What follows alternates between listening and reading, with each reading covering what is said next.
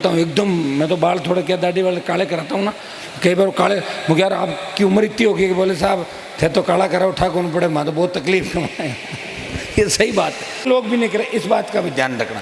मेरे ऊपर लोग आरोप लगाते हैं हनुमान जी की तो जवानों की पार्टी है। आप मुझे बता दें इस राजस्थान में अगर हनुमान बेनीवाल के किसी कार्यकर्ता ने कोई गड़बड़ की तो उसको पार्टी के अंदर नहीं रहा, वापस मेरे पास आप नहीं देखोगे, लेकिन शिकायत मेरे पास आनी चाहिए। शिकायत आने के बाद नज़दीकी नहीं देखेगा। कई लोग चाहे जैसे आरोप लगाते हैं, कई कहीं होते हैं वापस आ जाते हैं, एक दिन बैठते हैं दूसरे दिन बैठते हैं, तो उससे नहीं होता। लेकिन मैं हमेशा एक ही बात कहता हूँ कि किसान के बेटे हो, नशे की प्रवृत्ति से दूर रहना है, नशे का कारोबार नहीं करना है। मैं पार्टियों को भी कहना चाहता हूँ, अगर पार्टियाँ तय कर ले कि हम नशे के कारोबारियों को टिकट नहीं देंगे, हम नशा करने वालों को टिकट नहीं देंगे, तो अपना भी नशा बंद हो जाएगा। भाई नशे के कारोबारी एमएलए एमपी मंत्री बैठे हैं देश प्रदेश के अंदर, क्या कर लोगे आप लोग बताओ। मैं लड़ तो रहा हूँ, अगर मैं भी नहीं लड़ूं क्या हो जाएगा। कम से कम लड़ तो रहा हूँ, कम से कम एक बात तो चली देश में, एक व्यक्ति राजस्थान में इस राजस्थान को बचाने के लिए लड़ रहा है, जिसने पार्टी बनाई, वापिस अपना चिन्ह लाया बोतल का, 5 प्रधान, एक म्यूनसिपलिटी का चेयरमैन, और जगा रहा अपने भाइयों को, किसानों को, सर्व समाज को। लड़ने का काम नहीं करता, वो जोड़ने का काम करता है। सत्ता के सिंहासन पे धरती पुत्र बैठे, किसान के बेटे बैठे। 18 के अंदर एक बयान मैंने ये भी दिया था कि अगर कोई दूल्हा ढंग का मिल जाए तो मैं बाराती बनने को भी तैयार हूँ, मैं दुल्हन नहीं बनूंगा, ये मैंने कहा था। मिला ही नहीं दूल्हा, मैं क्या करूँ बताओ।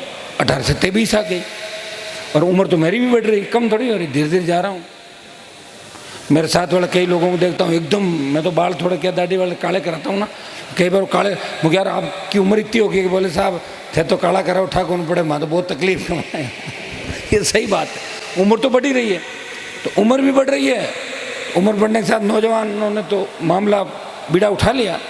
18 साल से लेके 45 साल तक का तो 50 साल तक का तो पूरा समझदार हो गया। अब 50 से जो 80 का है, वैसे मोदी जी ने ज़्यादातर 80 के छोड़े नहीं, कोविड की लहर के अंदर ऐसी लहर चलाई 80 90 85 तो कहना कोई मिलते हैं, बहुत स्वस्थ तो दिनमान अच्छे वही मिलते हैं। अगर 50 से 80 साल का ये सोच ले कि मेरा बेटा क्या कह रहा है, मेरा पोता क्या कह रहा है, मेरा नाती क्या कह रहा है, मैं उस पार्टी को वोट दूं। आप घर में बैठ के सोचें, जो व्यक्ति 20 साल से सत्ता को ठोकर मार के अपने परिवार को ताक में रख के सारी जवानी जिंदगी आपका नाम करके, कौन सत्ता का सुख नहीं लेना चाहता बताओ मुझे। इतिहास उठा के देखो, लोगों ने सत्ता के लिए क्या क्या नहीं किया।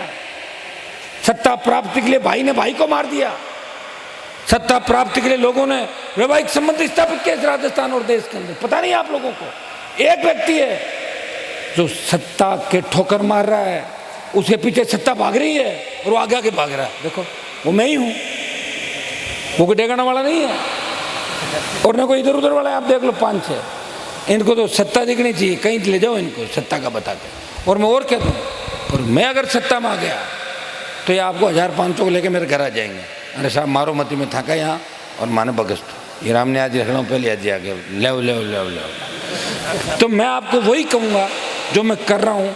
अब आवश्यकता है विधायकों की, विधायकों के बिना सत्ता नहीं आएगी। ये लड़ाई अंतिम लड़ाई राजस्थान को बचाने की।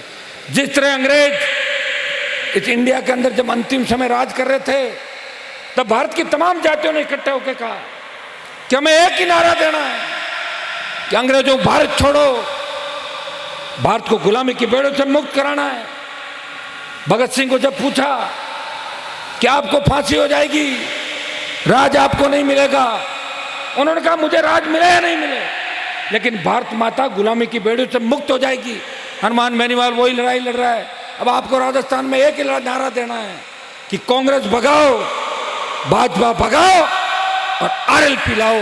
ये नारा अगर राजस्थान में दे दोगे तो आपकी खुद की सरकार बनेगी और उस सरकार के अंदर